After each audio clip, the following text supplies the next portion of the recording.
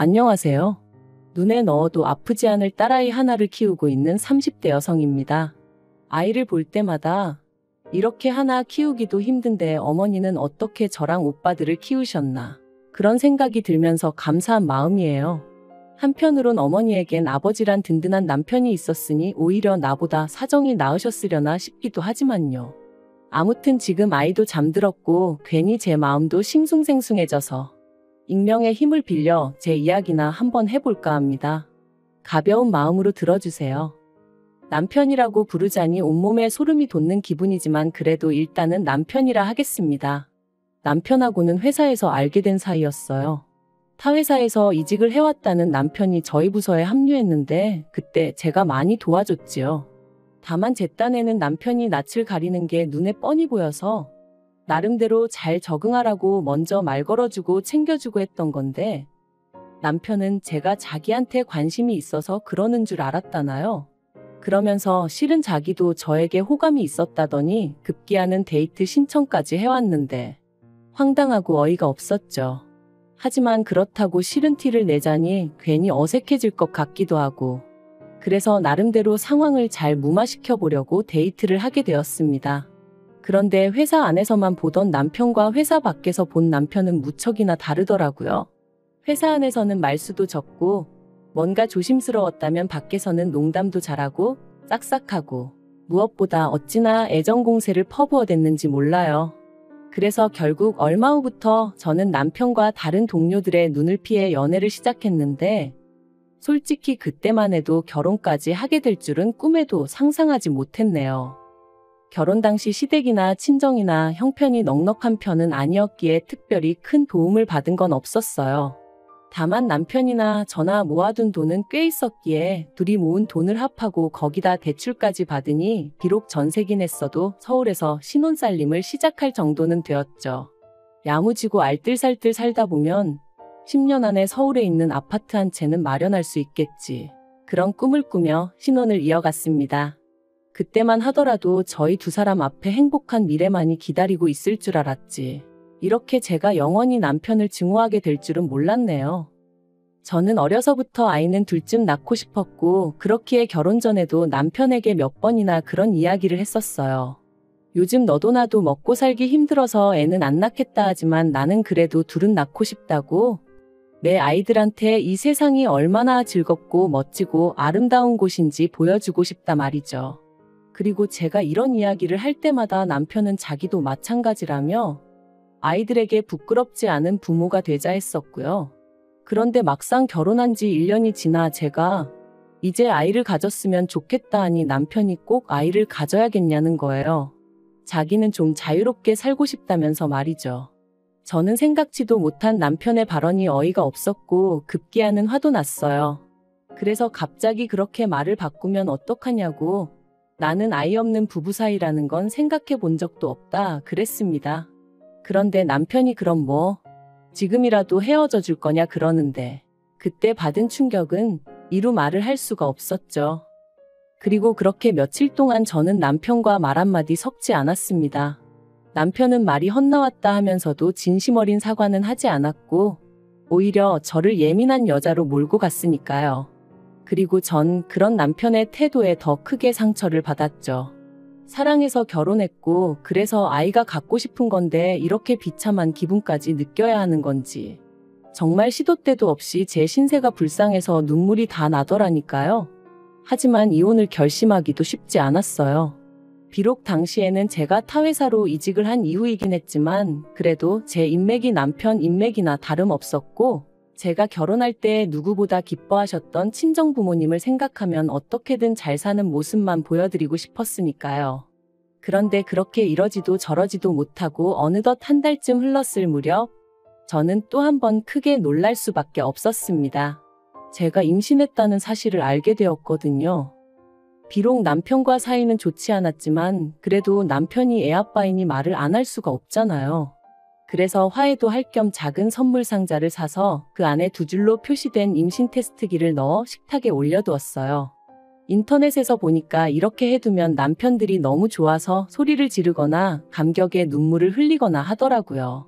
그리고 저도 솔직히 남편하고 사이가 안 좋은 와중이긴 했어도 남편도 다른 남편들과 비슷한 반응을 보이지 않을까 은근히 기대를 하고 있었죠. 그런데 몰래 안방문 뒤에 숨어서 지켜본 남편의 반응은 너무나 당혹스러웠습니다.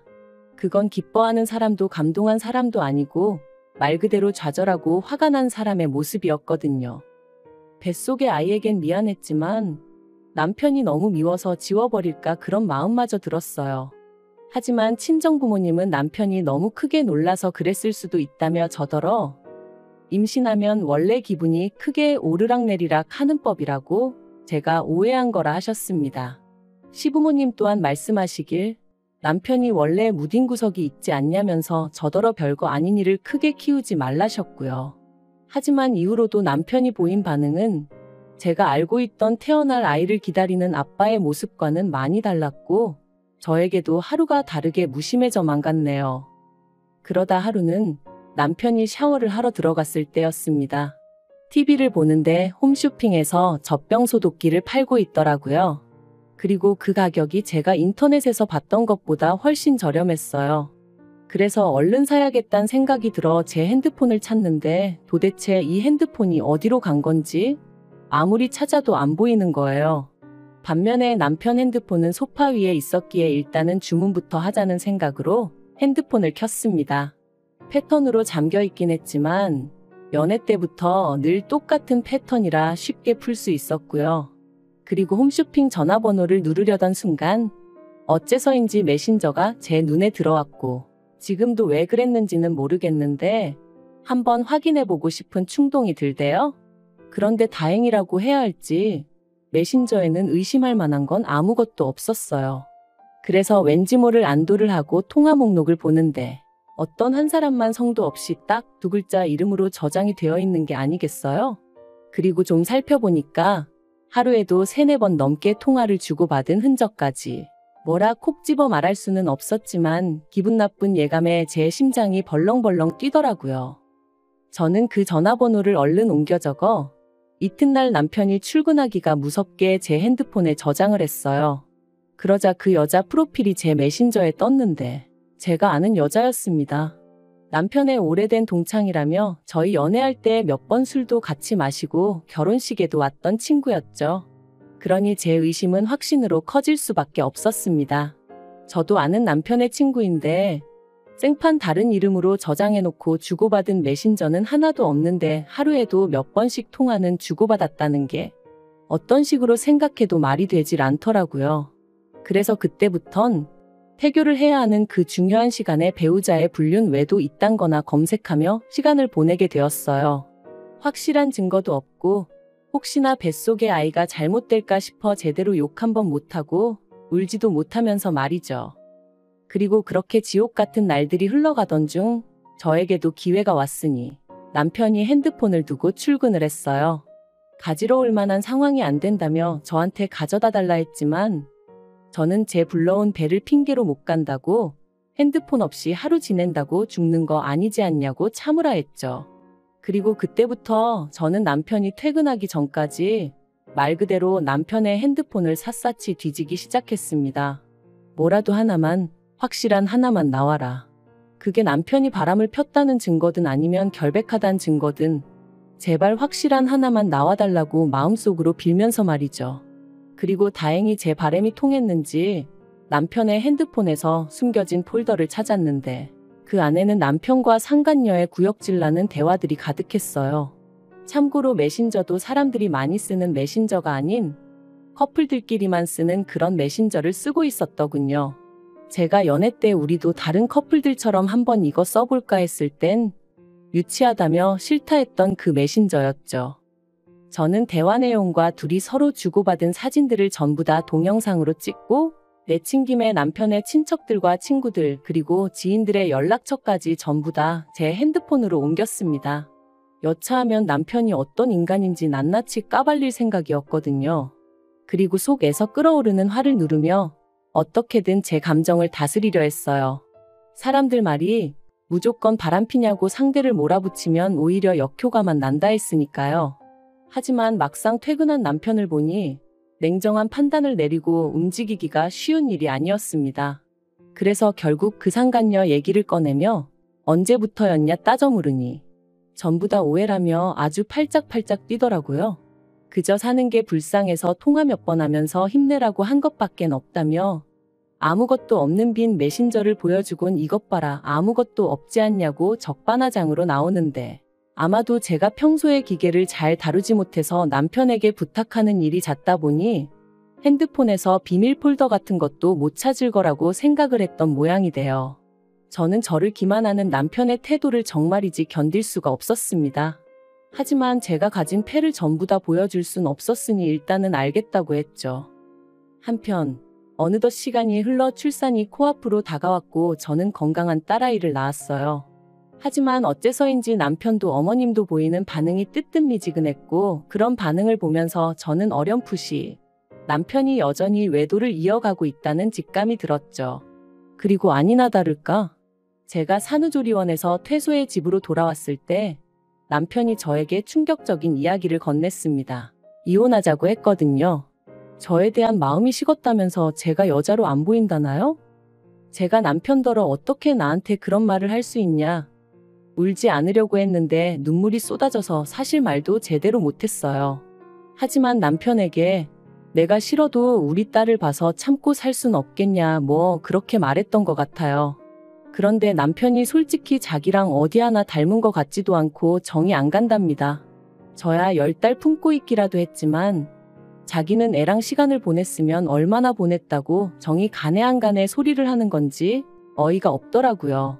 그래서 결국 저도 악에 받쳐서 당신이 사람이냐 소리를 질렀어요. 그랬더니 그래 나 사람하냐 그러니까 이혼하자고 하며 더 크게 소리를 지르는데 정신 똑바로 차려야지 이러다 정말 일나겠구나 싶더라니까요. 결국 저는 수소문 끝에 동네에 있는 이혼 전문 변호사를 찾아갔습니다. 그리고 그간 누구에게도 말하지 못했던 남편의 외도 사실과 함께 제가 나름대로 수집해 놓은 증거를 보여주었어요. 그랬더니 변호사가 정말 마음고생 많이 하셨겠다면서 자기가 끝까지 옆에서 같이 싸워줄 테니 포기만 하지 말라대요. 생각지도 못한 사람에게 위안을 받은 기분이었습니다.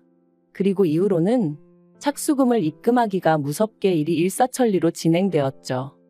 남편은 이혼 이야기를 던져놓고 집을 나갔는데 당시 저는 남편이 시댁에 있는 줄로만 알았습니다. 하지만 이 또한 어머님이 남편을 감싸주고 계셨던 거고 실은 상간녀 집에 있었더라고요. 어머님한테도 어찌나 배신감이 들던지. 하지만 결과적으론 그게 저에게는 오히려 유리하게 작용했어요. 저는 상간녀 소송을 위해 상간녀의 정보가 필요했고 확실히 해두고자 상간녀가 사는 동네에 3번이나 찾아갔었는데 거기서 두 사람이 같이 팔짱을 끼고 거리를 걷고 마치 부부처럼 행세하는 사진을 찍을 수 있었거든요. 상간녀 소송부터 이야기하자면 결국 저는 3천만 원을 받아냈습니다.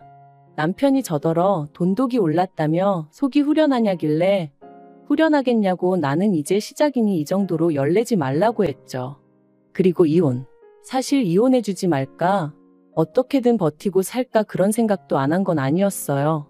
하지만 남편을 보면 속에서 구역질이 올라올 만큼 분노가 치밀었고 ATM이다 생각하고 살자니 얼마나 돈을 잘 벌어오는 것도 아닌데 그 돈 몇 푼 때문에 같이 살면서 스트레스를 받아야 하나 싶더라고요.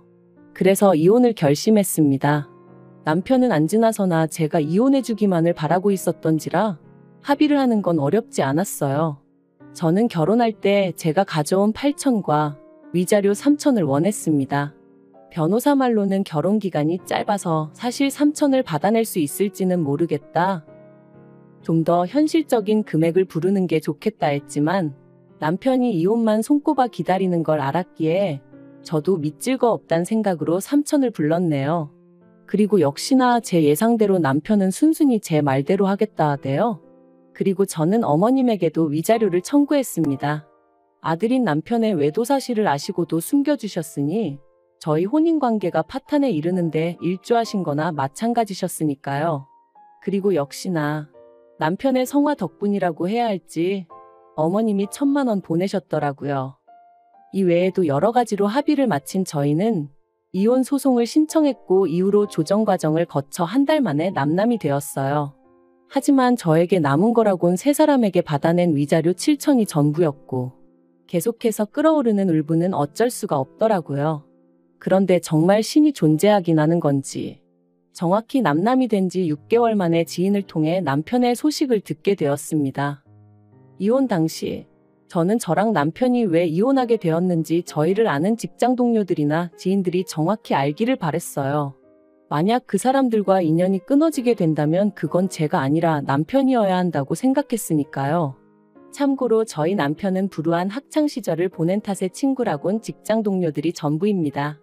그래서 그들 중 가장 입이 가벼운 사람에게 저희가 어쩌다 이혼하게 된 건지 전부 다 털어놓았어요. 비밀로 해달라고 해도 어차피 말하고 다닐 게 분명했기에 꼭 비밀로 해달라고 신신당부도 했고요. 그리고 역시나 얼마 지나지 않아 남편이 임신한 저를 두고 바람을 폈고 산후조리원에서 돌아온 저에게 이혼 요구를 했다는 소문이 삽시간에 퍼진 모양이 돼요. 순식간에 회사에서 남편은 쓰레기가 돼버린 거죠. 그래서 남편이 회사를 관뒀다더군요. 하지만 거기서 끝이 아니었습니다. 저는 변호사의 자문을 구해 상간녀 남편에게도 상간녀와 제 남편의 외도 사실을 알렸고 상간녀 남편은 그동안 해외 주재원으로 파견을 나가 있었기에 전혀 눈치채지 못했었다더군요. 그리고 상간녀의 남편이 다시 제 남편을 상간남으로 고소하면서 남편이 그쪽에다 또 3천만 원을 물어주게 된 거죠. 남편이 저더러 정말 이렇게까지 해야겠냐더니 급기야 이후로는 시부모님은 물론이고 신우까지 전화로 사람을 아주 달달 볶아댔어요. 얼마나 더 괴롭혀야 속이 후련하겠냐면서요. 그래서 내 딸이 졸지에 아빠도 없이 크게 되었는데 내 눈에 뵈는 게 있겠냐 했습니다. 앞으로도 내가 할 수 있는 게 있으면 다 할 거니까 그런 줄만 알라면서 말이죠. 그리고 신우더러 아가씨도 상간남 여동생이라고 소문나기 싫으면 내 비위 거스르지 말라니까 그런 명예훼손이니 뭐니 자기도 가만 안 있겠다대요. 그래서 해볼 테면 해보자고 그랬죠. 막말로 제가 더 무서울 게 뭐가 있었겠어요.